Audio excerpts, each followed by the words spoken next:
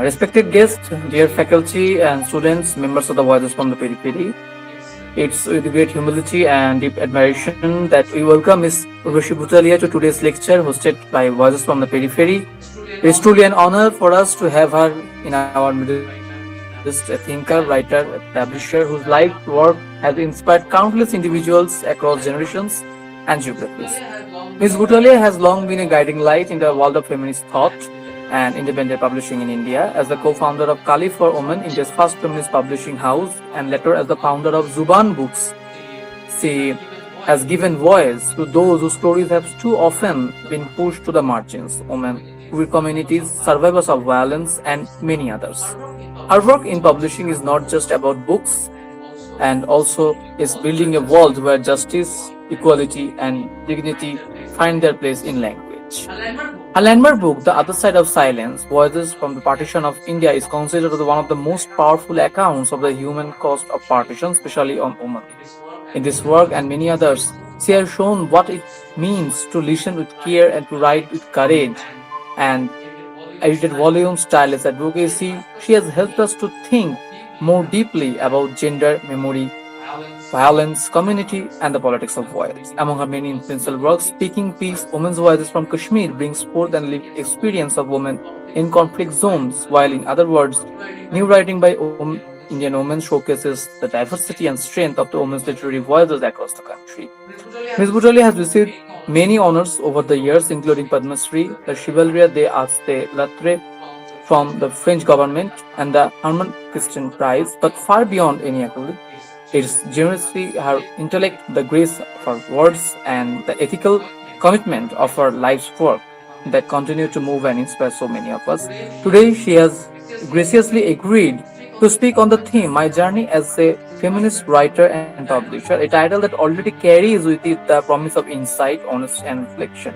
We look forward to hearing from her not only about the professional path, but also about the quiet struggles, ethical dilemmas, and moments of hope we have shaped our remarkable journey. On behalf of all of us, Voices from the Periphery, we extend our warmest and most respectful welcome to Ms. Urvashi Butalia. It's a privilege to have you with us. Up to you, ma'am. Thank you. Thank you so much. Actually, I think the honor is mine.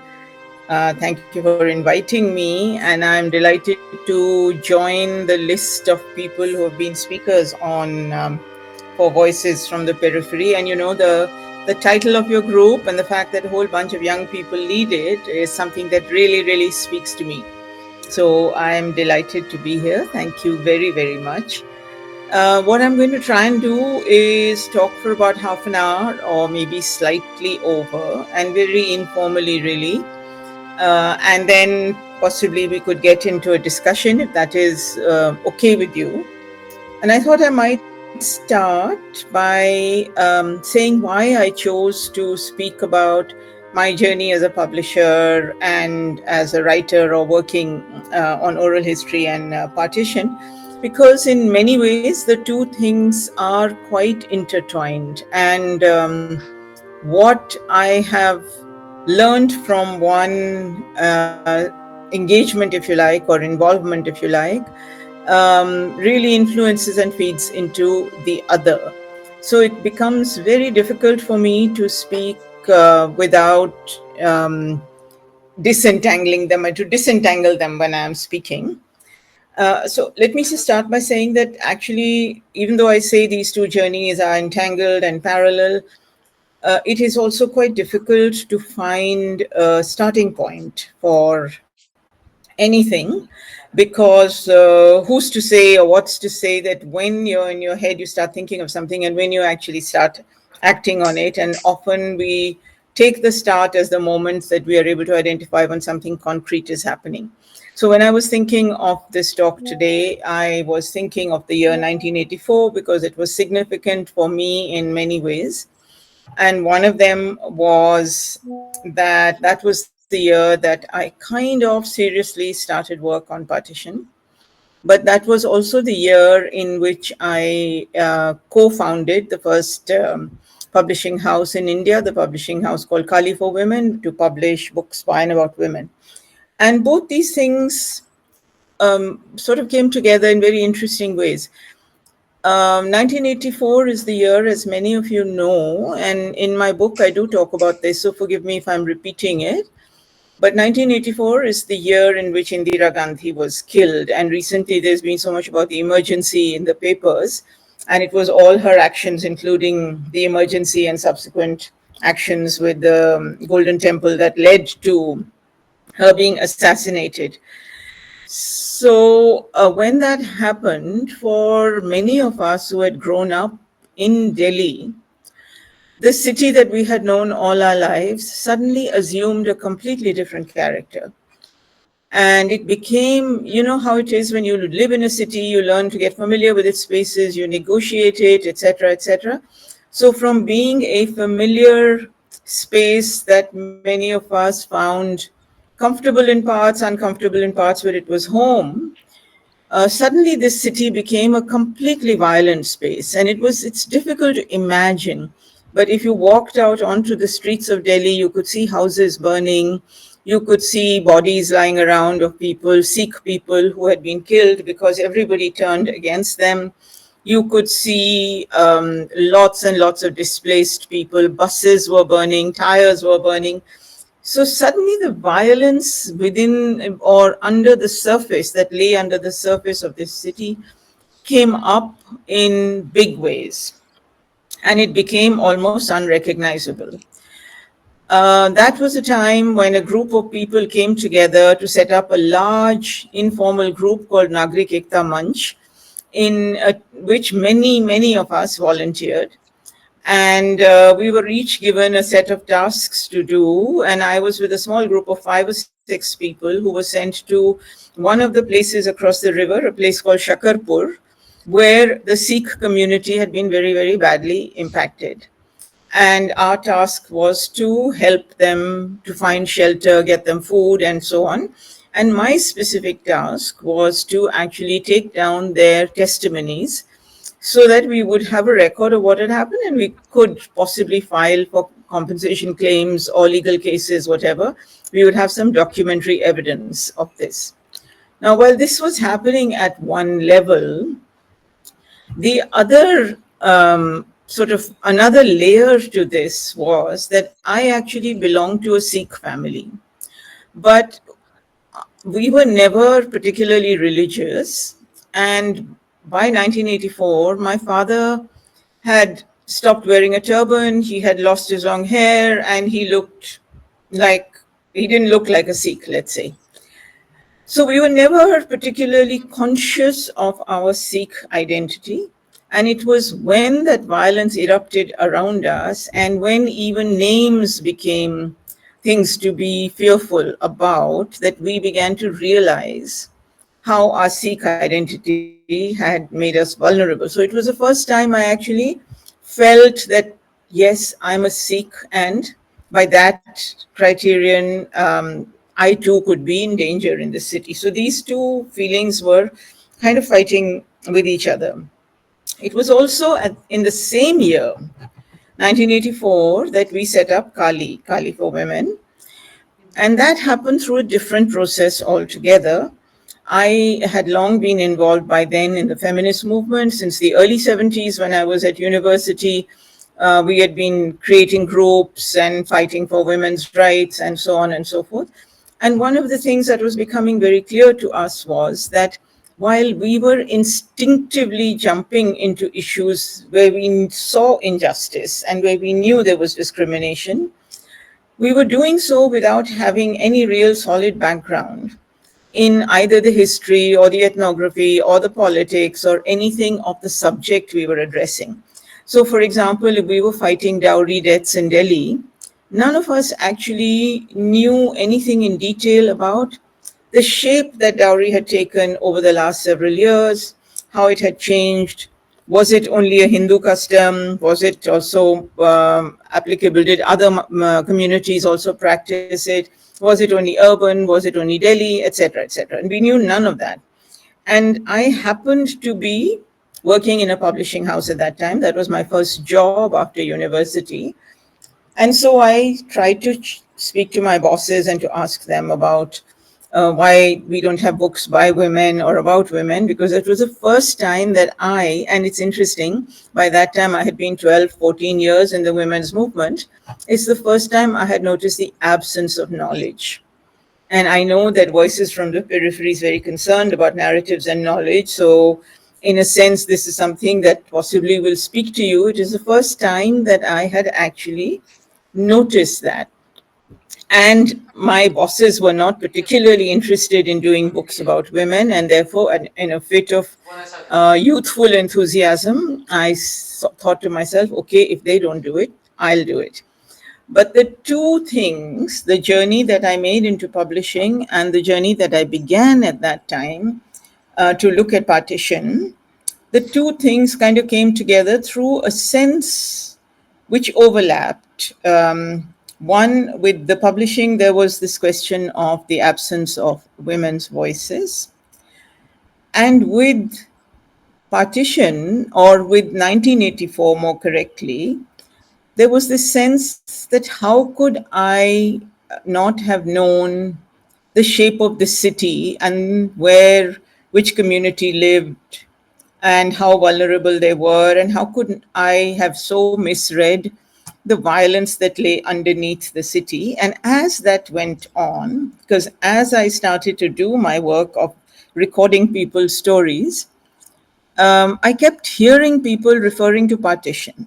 I kept hearing people say, this is like partition again. We didn't expect it to happen to us in our own land. That was their phrase. And that's when I began to ask myself about another absence, which was that people were referring to partition all the time. I come from a family of partition refugees. Both my parents were partition refugees. We had heard about partition in our family all the way through, but I had paid no attention at all to what the stories that my parents were telling. It was when 1984 shook me into thinking about partition that I began to think, how could I have ignored this?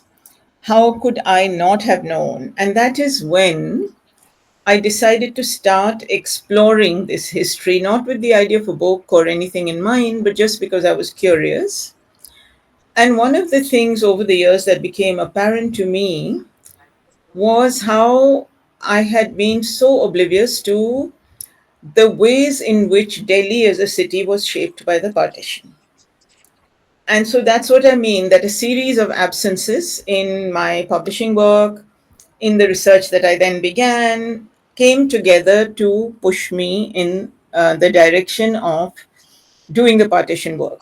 So I'm going to tell you just a few things that I learned along the way when I started this work, and how that changed my perspective on history, on the practice of history, and on oral history, how that brought me to understand the value of oral history.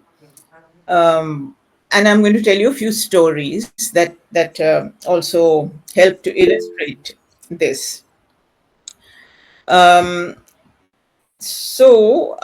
Sorry, there's a message that has popped up, and I was wondering if I needed to pay attention to it, but it's okay.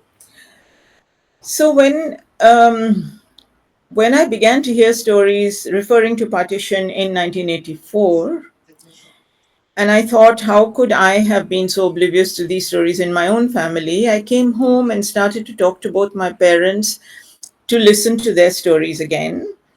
And of course, there were those amazing stories, but I learned from my mother something I had always known, but never really internalized, of how partition had, while her family had faced no violence, but how it had deeply divided her family.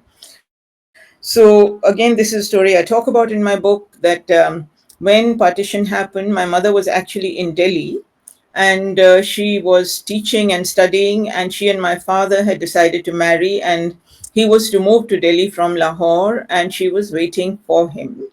But her family was still in Lahore.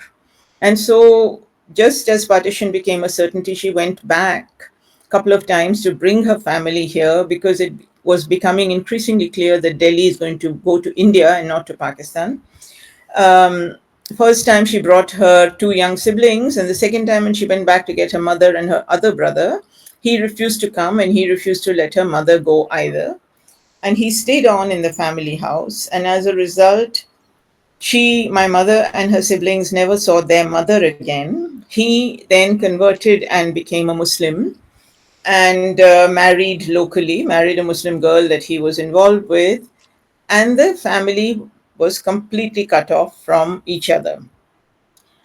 My mother saw this thing of the choice he had made, as a deep betrayal, partly because he kept my grandmother back, but also because on this side of the border, if your family had held on to property on that side of the border, forgive me for using this language, then you could not get compensatory property on this side. So you could not really restart your life again easily, as many refugees wanted to do, and some were able to do.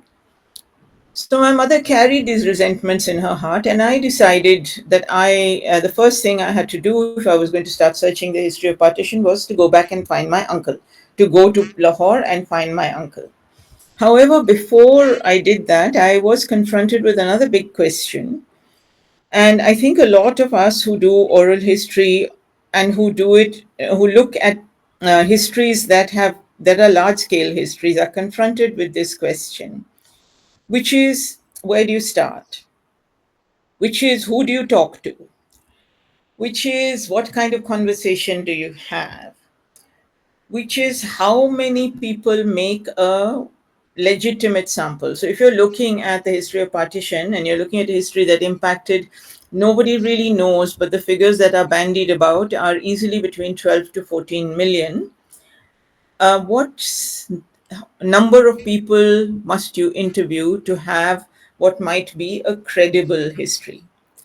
Now, these are questions that, especially if you are located inside a discipline, they're questions you have to think of.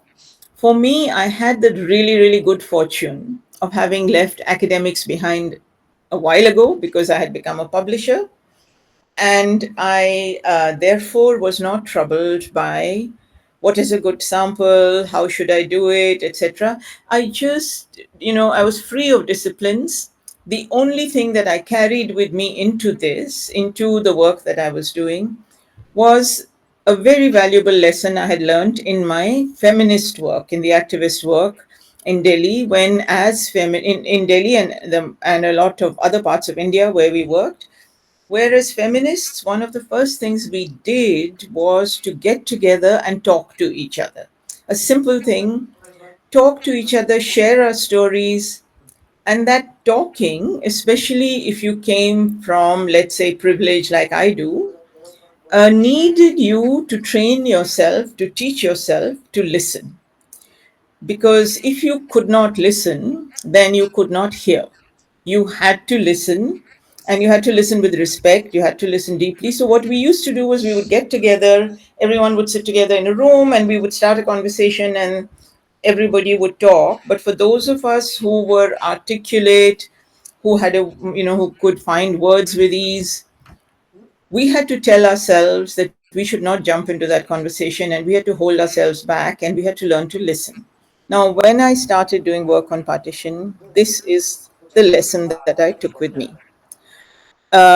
One of the things I mentioned, that I wanted to find my uncle, and I did go to Lahore and I did find him, and that was quite a story in itself. But I'll pass it over for the moment because otherwise I'll get stuck just on that story.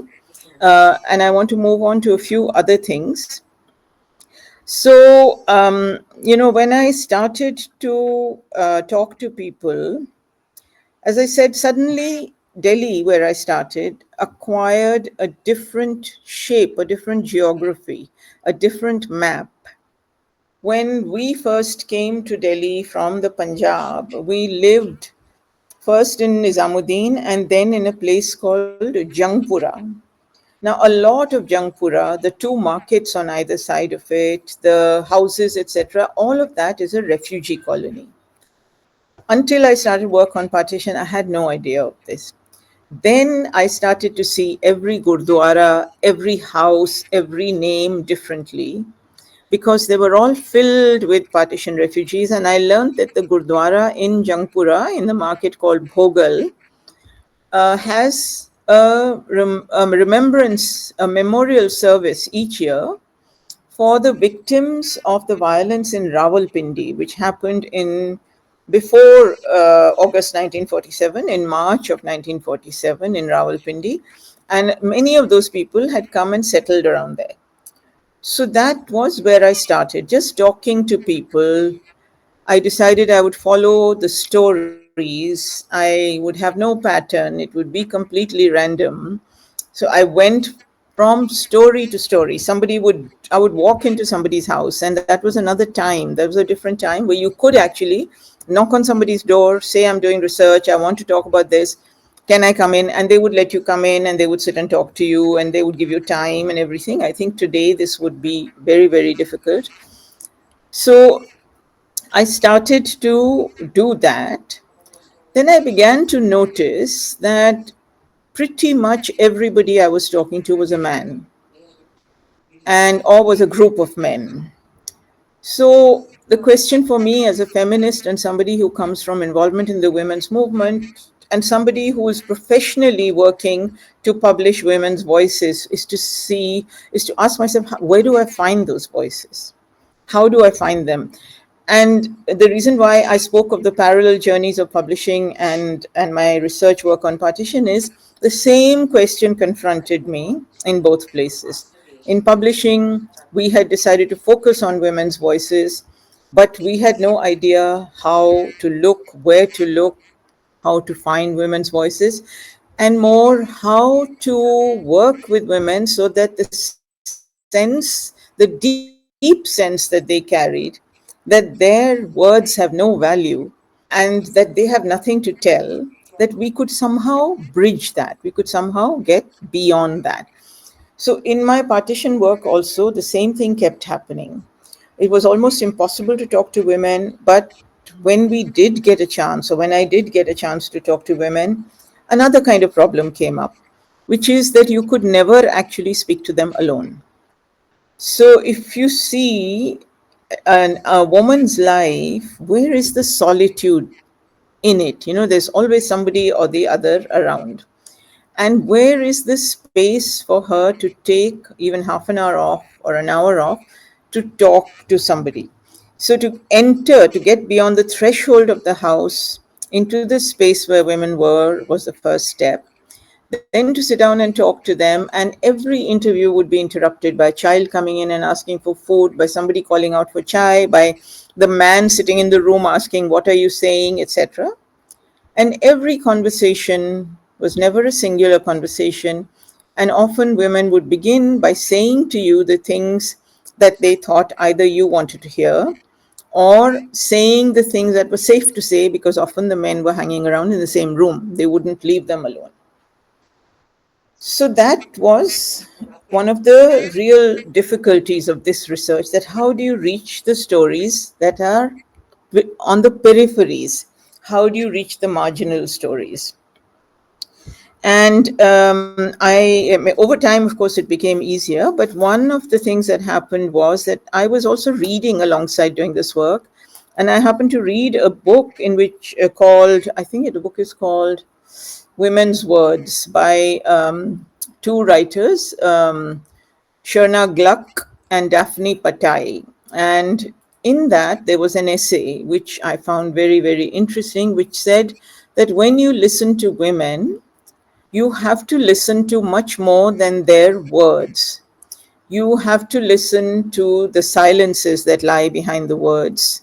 You have to listen to the things they cannot say, to the pause in the conversation, the hesitation over something. You have to listen to the euphemisms in which they describe things, because often women do not have a vocabulary to talk about many things, including, say, about sexual violence, and so on. And basically, it said that you have to listen to. The book's name is, I think the book's name is Women's Words, because I read it long ago. I'll have to look it up. But the two authors are called Sherna, Sherna, Gluck, Gluck, and the second author is Daphne, Daphne. And her second name is Patai, Patai, Patai. Sherna Gluck and Daphne Patai.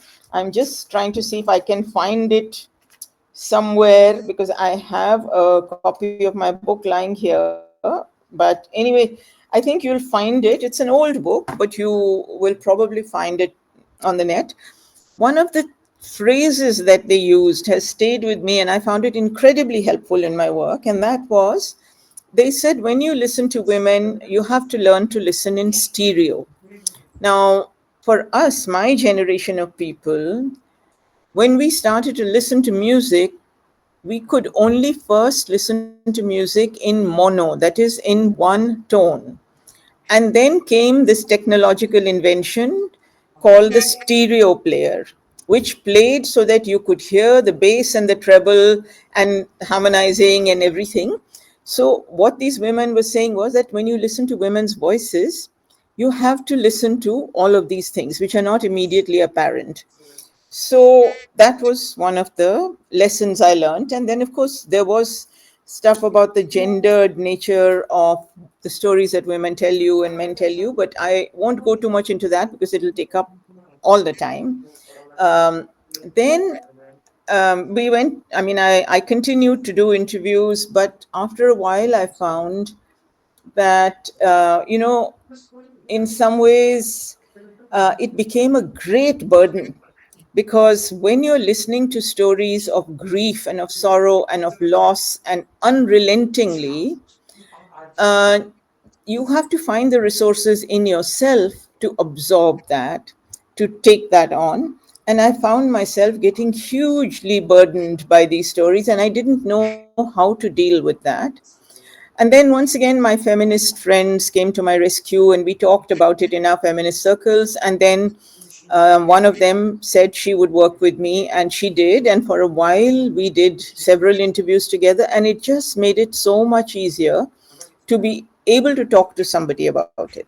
Unfortunately, she had to, after a year and a half, she became very ill, and later she passed away. So she had to stop working with me. But even that little space really, really helped.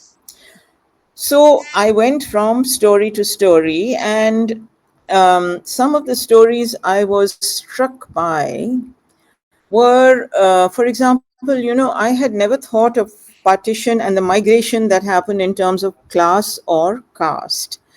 But when I began to see the patterns, I began to realize and see how those who were wealthy, those who had money, were able to leave and make their way across from one place to the other place because they had means of transport. For example, they had cars, they could fly, um, they could come in the early days by trains when trains were still safe.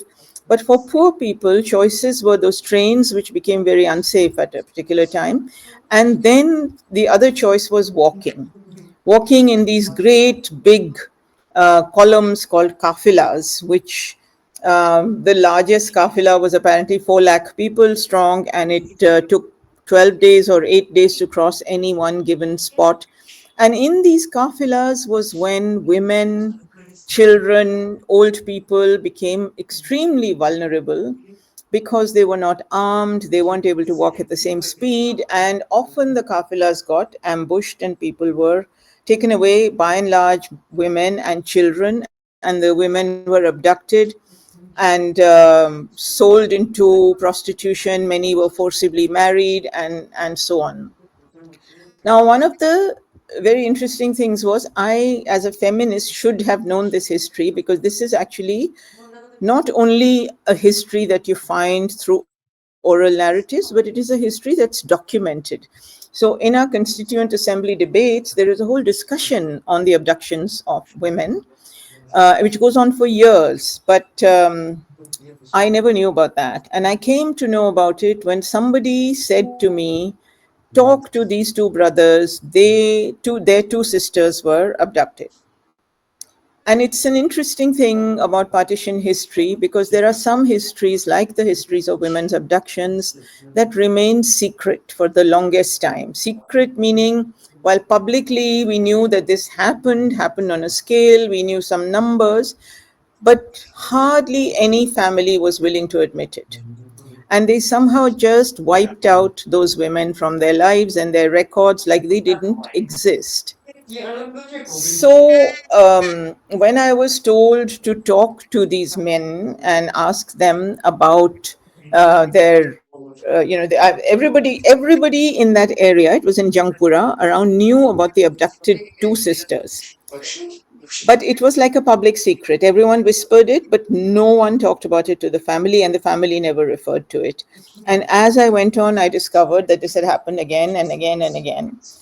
But when I went in for the first time to speak to these two men, I struggled with, how do I ask them? How do you ask somebody a question like this, that in the violence of partition, were your sisters abducted? Were they raped? Were they taken away? It's not an easy question to ask. And I tried every way of asking it except asking it directly, because I felt I could not invade their privacy in that way. And every time I got an answer, no, we were just us. Nobody referred to the sisters. So I said to them, for example, how many family members were you when you came away? Were there any women? Were there any men? And they listed the family members, no mention of these two sisters. Later, I discovered them in a document that I happened to find. But this was the story that was repeated with many, many stories of abduction. And in the beginning, when I tried to track down women who had been rescued or recovered, I use this in quotes, from who had been abducted and rescued, brought back, etc., I wasn't able to find anyone. After several years, I managed to locate a few women, but they entreated me, asked me, they told me their stories, but they said, please don't write about them in such a way that we can be identified.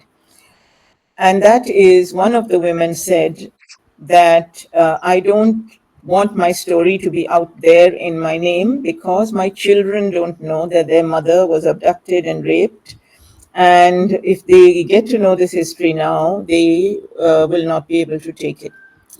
And that is when I was confronted with a question that many of us who work with oral history will be confronted with. I'm sure all of you have faced it, which is, how much of these histories do you reveal and what do you silence? What is your moral responsibility, your ethical responsibility as a researcher? Is it to open up some abstract notion of truth and put the truth out there, the so-called truth out there? Or is it to actually understand that in these kinds of histories, silence has a meaning? Silence is sometimes a form of survival. It is sometimes also a form of healing. And if a woman is making that choice, then what is your responsibility as a researcher? So after much thought, I was very clear that I would work with the silences and I would not reveal any of the names of the women, and that I would also not hide the stories, in the sense that, like I'm speaking to you now, I would put that dilemma before my readers, that this is the dilemma and this is the reason I have made this choice. But I would do everything to not reveal the woman's identity. And this question of ethics of this kind of research came back to me later, years later, when I, by accident, and I often talk about this, found a book in a secondhand store, which was a district by district listing of 22,000 women Indian Hindu Sikh women who had been abducted, possibly raped. And, in a sense, this kind of book is a researcher's gold mine. You put it up on the net, so many stories are recovered. So you get to know so much more than you do. But I grapple with this dilemma, and I still have not been able to make that document public. Although sometimes I feel bad because I think that it was a public document when it was created, and researchers have a right to look at it, but I just feel that I can't be the one to make it public. There is something from my feminist training that tells me that sometimes silence is a choice that you have to make. I'll mention only one other thing. I see that it's 6:34, and I want to keep some time for discussion. So, as I was doing this work, I was learning along the way many things, and at one point, I was also helping some friends of mine who were making a film on partition memories, and they had also asked me to do some research for them and to locate people. And in a small place called Dinanagar, we were together filming, and I did for them an interview, which I later used a part of in my own book with their permission, with a woman called Maya Rani. And Maya Rani's village was this small village very close to the border called Dinanagar, which was like many border villages. Its fate was very uncertain till Radcliffe actually drew the line after the 15th of August. He drew it on or he made it available on the 17th, I think. Because those border villages, sometimes people would say it's going to go to Pakistan, sometimes people would say it's going to go to India. So Maya Rani told us that, when people said it's going to go to Pakistan, all the Hindus would run off. And when they said it's going to Hindustan, all the Muslims would run off.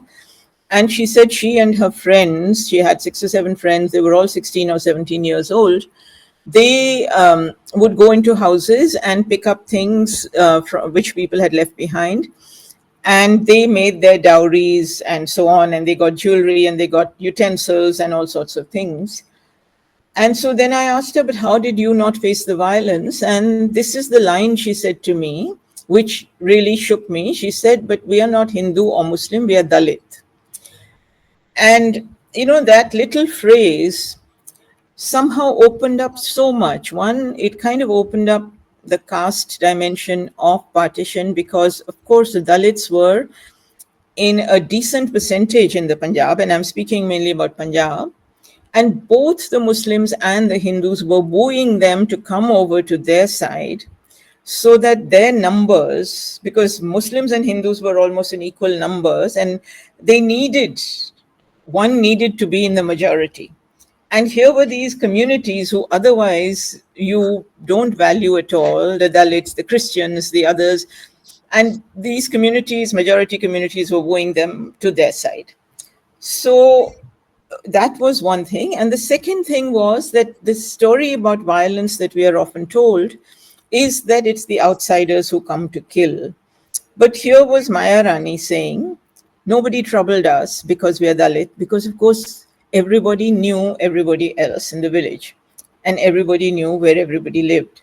So that little phrase of hers sent me on a journey to look up the history of caste. And of course, I didn't work extensively on it, but one chapter in my book dealt with that. And one of the things that I discovered, which I'm still hoping that some real scholar can actually do more research on, is that there was also Dalit demand for a homeland, just as there was a demand for a Muslim homeland and a Hindu, within quotes, Hindu homeland. So also there was a Dalit demand for a homeland. Okay, now I want to try and just tell you 2 little stories which reflect on some of what I'm saying, and which will possibly give us some avenues for discussion, because I could go on endlessly with talking about this. My 2 stories are as follows. So both of them happened long after I had written my book on partition, because in some ways when you do this kind of work, which you're really emotionally entangled with, it never leaves you. So my book was published many, many years ago. Now it's almost 25 or more years back. But partition stories have never left me, and I go out seeking them and they come to me. So one day a story came to me in my mailbox, and it was from a man called Rashpal Aluwalia, and he wrote the story of how his family was migrating from what became Pakistan to what became India when they were attacked, and pretty much everyone was left for dead. He was a 10-month-old infant and he survived, but he was thrown on the ground, hit on the neck or the shoulder with a machete, thrown on the ground, and left for dead.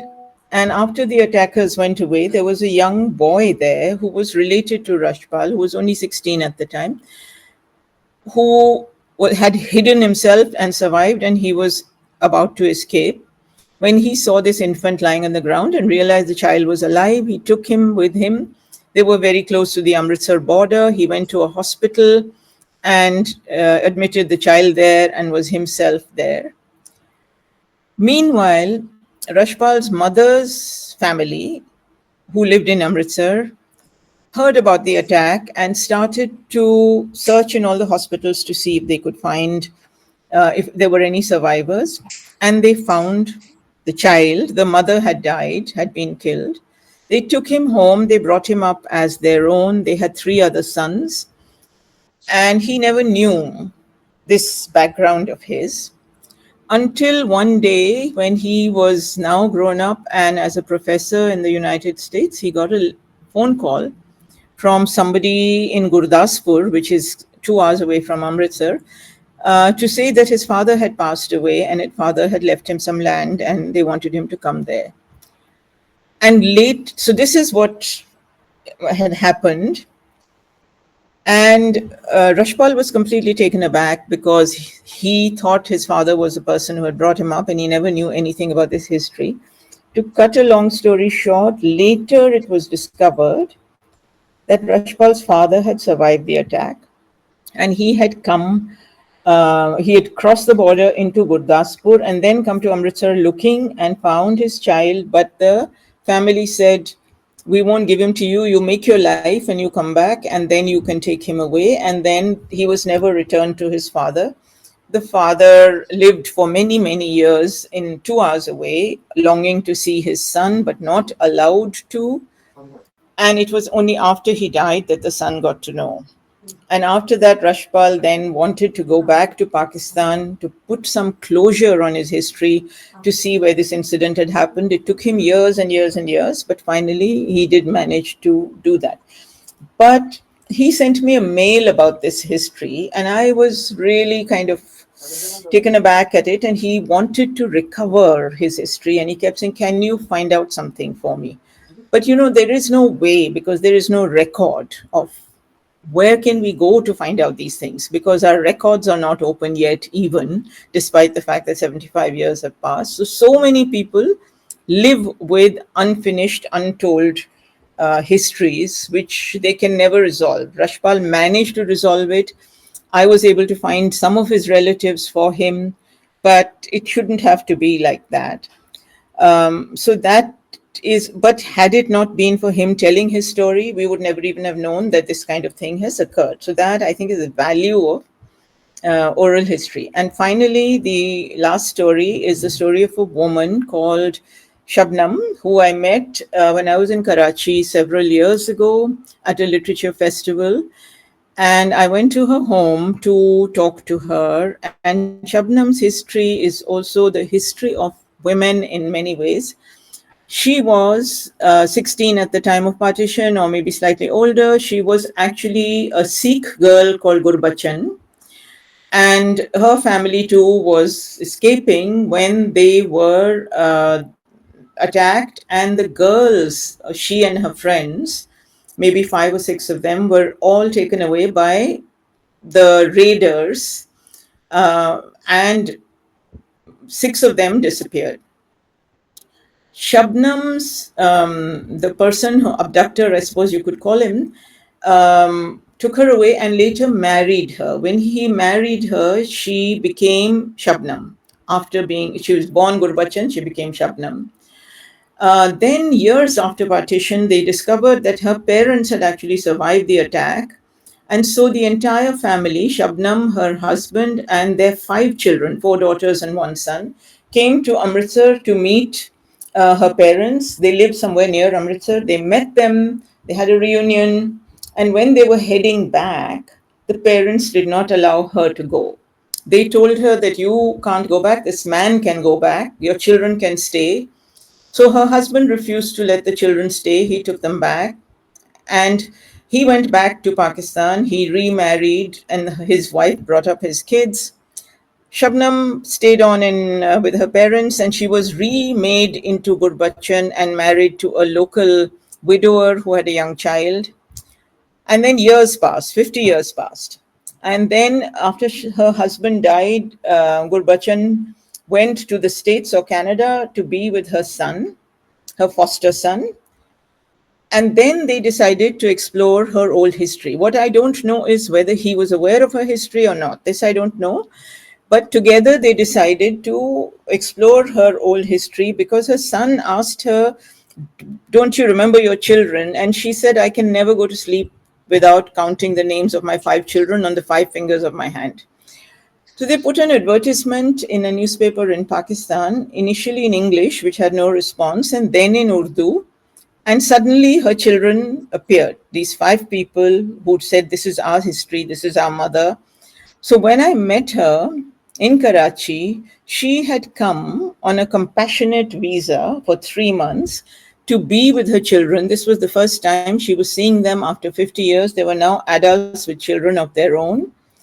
And she had voluntarily converted back to being Shabnam. And she said, "This is my life, this is my family, this is where I'm going to stay all my life. I don't care about visas." The reason I mention this is there is so much ambivalence in these relationships between people across the border during partition, subsequently, abducted women marrying their abductors, refusing to come back to their families, falling in love sometimes, the friendships people have. I mean, there's no time to talk about all of that, but I think that this is something that also we need to really study, and we have not looked at it. So to say that, often these days it's said, "Oh, partition, it's been overdone now, too much study of that." I don't think that that's the case at all. There's still so much, despite the huge amount of work that has happened in the past 20 years, there's still so much that we need to look at, and we should be looking at if we are to also understand where we are today. I am going to stop here because I've taken much longer than I intended, and we just have a little time for questions. If any of you has anything to ask, please go ahead. Thank you so much, ma'am, for sharing with us deeply moving, honest, and courageous journey. Listening to you was not just an academic experience, it was something far more personal, something that spoke to the heart as much as the intellect. The stories you have gathered and the silences you have honored remind us that the history is not only in documents or dates, it lives in memory, in emotion, in wounds, and in quiet strength of those who survive. Your lecture today has offered us so much than a glimpses of the making of a book. It has opened so for us an entire world of listening, of witnessing, and of thinking about how we engage with pain, truth, justice. We are truly grateful for the generosity with which you shared your process, your vulnerabilities, and your ethical choices. With your kind permission, ma'am, we would now like to move into a short discussion and answer session. As students and listeners, are full of thoughts, reflections, and above all, gratitude. We hope to us not just as the learners of history, we hope to us not, I mean, but as people learning how to listen more responsibly and comprehensively. So, with your blessings, so we have been in the question answering session. We will take some questions from our YouTube also, and who joined us in the Google Meet. They can also unmute themselves, or they can also write in the chat box. I will write them. So, I'm taking the first question from our YouTube. Honor Rocket is asking a question that, ma'am, for young writers, especially those from peripheral or non metropolitan backgrounds, the journey into feminist writing can feel daunting. What advice would you offer to those of us who wish to write not just about feminism, but Mm-hmm. from within feminist ethics with honesty and care? Okay. So somebody just asked about the chapter on Dalits. Yes, it is the one called Margins in the other side of silence. So I don't think that I can offer any advice in that sense. I think that what I would say is something I have always followed all my life, and for me, that is the basic. How should I say it? That is the basic first step of feminism. It's what feminism practices, which is to approach any subject with respect and with humility, with the desire to really listen and learn.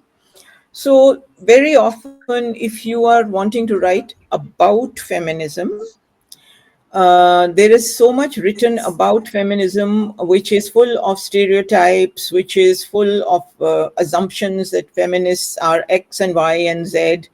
They destroy homes, they destroy marriages. I mean, I think marriages self destruct so easily that you don't need us to destroy them. But all of these things. So I think you have to put all that aside. You have to think that this is somebody I want to talk to who has as many vulnerabilities, as many questions as I do, and maybe we can have a respectful conversation. I think if you start with that, other things follow. So I would, if you ask me for advice, that's the only advice I would really offer. Learn to listen.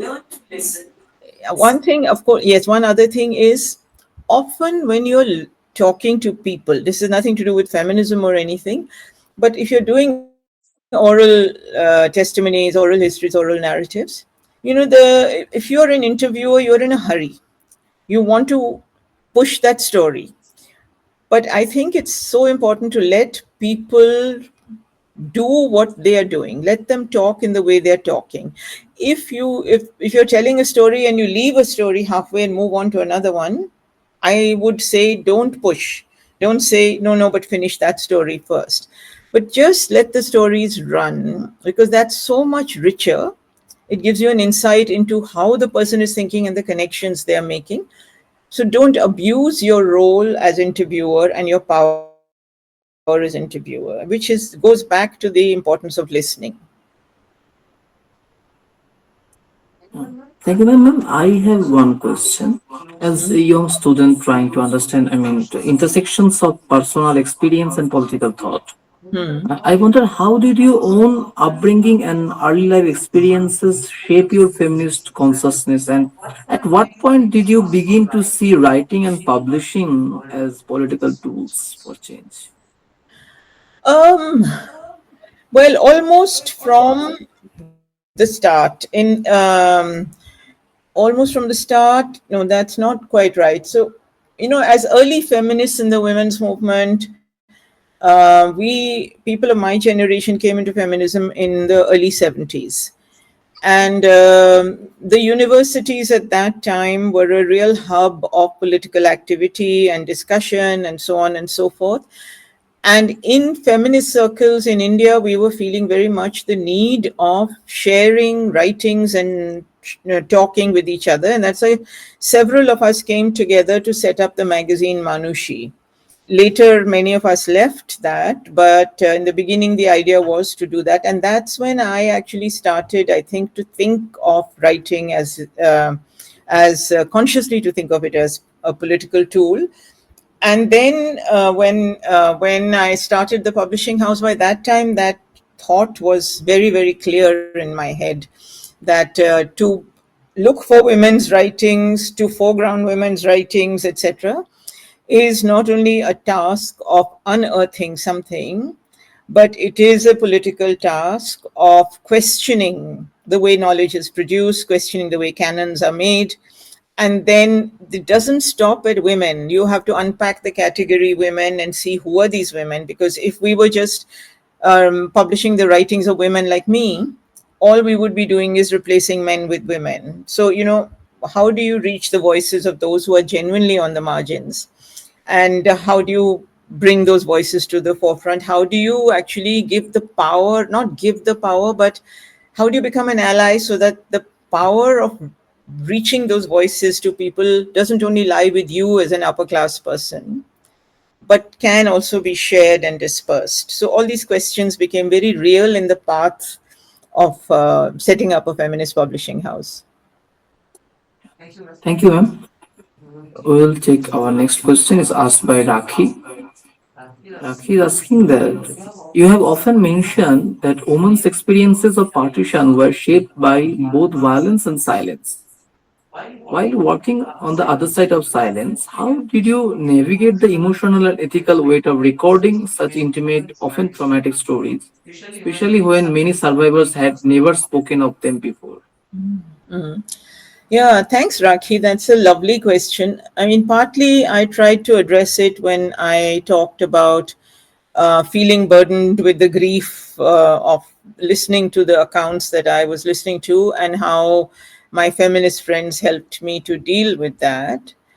But partly also it was, I don't know. I mean, um, it was really difficult, but one of the things that held me together was that I was constantly surprised by how much compassion and how much um, a desire for healing there was among people who had lived through such terrible violence. You know, they, in fact, it was those who hadn't faced the violence who were the really kind of rabid and angry and all of that. But those who had lived through the violence, they were the ones who somehow um, felt that they could play a role in helping people to heal. And in talking to you, and talk when I was talking to them, they would always, that compassion would be there. It would come out. It would be very palpable. So I think it made me reflect a lot on, if people can live through, and it wasn't a short-term violence, it's months of it. If you can live through this kind of thing and come out with this kind of feeling, then one has to learn to respect that and not feel too, in a sense, self-indulgent about the pain that you are going through. Do you see what I mean? So something like that was what I suppose helped me to get through it. Thank you, ma'am. Uh, there is one question. It's asked by Shantan. He's asking that, ma'am, was there a particular moment during the partition project that changed the course of your thinking, perhaps a story or encounter that made you pause, reflect, or rethink how you were approaching the history of partition itself? Uh, the nothing. Well, there were moments all the time. Two moments that I mean, I have to tell these to you through stories because basically that's what I do. The first of these was when I went to track down my uncle in Pakistan. So when I went to see him, I always tell this story. I mean, I went to Pakistan, but having decided that this was the reason I was going, once I was there, I didn't have the courage to go to him. I kept avoiding it. And I think on the third or fourth day, my friend with whom I was staying, her sister took me out on an excuse to eat a pan. And then she said to me, "Look, we're very close to your grandfather's house. Let's just go and take a look." And then she took me into the house, and then she left me there and said, "I'm going. Now you do what you've come to do, and I'll come back in an hour." And it was 10 o'clock at night. So it was not, not an easy thing to do. But, and then when I actually met my uncle, which was the next morning, somehow this immediate picking up of family ties, like he said to me, "This is your home, this is your family, you have to come and stay here."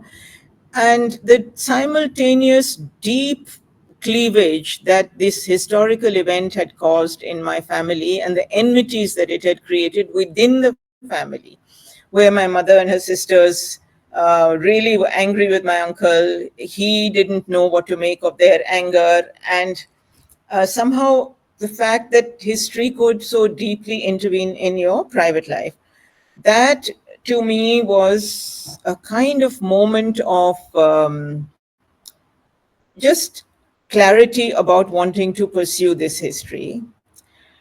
But even in that, there were many silences. For example, my uncle never, despite my asking many times, took me to my grandmother's grave. I wanted to go there. I learned that she died 9 years after partition. So, the irony or the tragedy of living like 6 hours away or half an hour by air, because Lahore and Delhi are half an hour apart, and not knowing where your children had gone. You live for 9 years. Overnight, you lose all your children and you have no idea. And they are literally right next door to you. How long would it have taken my mother to go there? So the deep sort of rigidities that this event created. And he never took me to her grave. And it was after he died and I went to see his grave that I found that she was right next to him. In the next, it was literally behind their house. He could have taken me. So one was this thing, and the other was there was a woman called Damayanti Sehgal that I interviewed at length over a 2-month period. And Damayanti was one of the women who had worked with abducted women. And she, as she told me her story, and she was almost in her mid-80s, her sister, who was slightly older than her, was also listening to the story. And that's when I realized that inside the family, they had never actually listened to her story. Everybody thought she was mad because the stories she told were so bizarre that nobody could believe them. And years later, after my book was published, Romila Thapar, the historian, she talked to me and she said, she's from Damayanti's family. She belongs to the family. And she said, we thought she was mad, and we never knew this was going on in her head. And she said, after reading your book, I realized what she must have lived through. So that was, of course, long after, but it just sort of opened up for me the whole thing of how much personal histories can tell you about what traditional, within quotes, traditional history is unable to give you. I'm not sure I've answered your question correctly, but Right. yeah. We have one question in our chat box. For the time constraint, we'll take two more questions. We're asking that when you say that people today feel the partition has been overdone, do you believe people have moved on from it, or is it gradually fading from the collective consciousness? So I think, there are people who say with a kind of exhaustion, oh no, not partition again, etc. But I think look at the ways in which it has been opening up in the last few decades. You are moving beyond Punjab to Bengal, to the northeast, to the Khasi Hills, to Tripura, to other areas. You're looking at the Mysore and other histories. You're looking at art. You're looking at archives. You're looking at music. You're looking at food. There's just so much. And there are also cross-border histories that are happening. So I think there is a lot we have, but there's a lot more that we could actually look at. But I don't think the history, has passed on, because I was just thinking, if you look at the law, I'll give you an example. If you look at the law that was created to deal with women's abductions, and you look at the Uniform Civil Code that has been introduced in Uttarakhand today, the mirroring of each other is amazing. You can't have an interfaith relationship.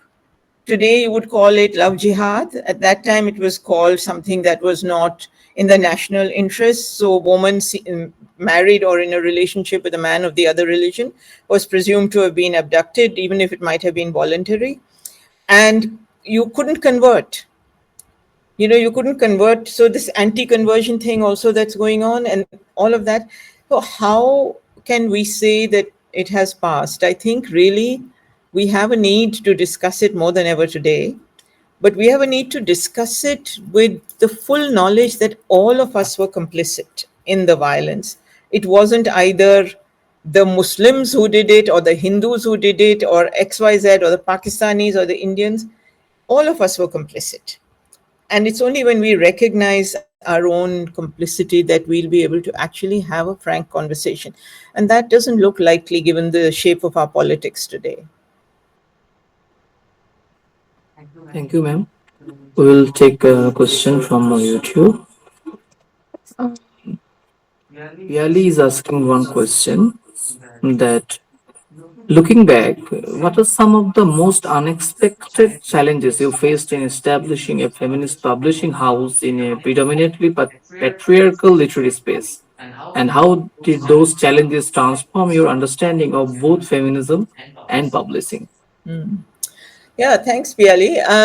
I think one of the challenges I mentioned, which was really finding women and working with women to have them feel the confidence to write, or that feel that their words had a value.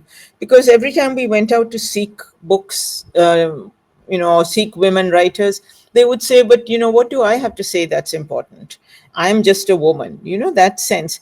And we didn't expect that. We expected opposition from the male establishment, from patriarchy, but we didn't expect to confront the women's total lack of confidence, which is something we should have known, but we didn't know that. The second challenge we faced, we didn't face, as I might have expected at that time, any major obstacles in any way, but we faced a lot of skepticism, that underlying kind of skepticism. Do women write? What will you do? Oh, you are focusing on quality, but women's voices are not that important. That kind of thing, which can be very difficult to deal with.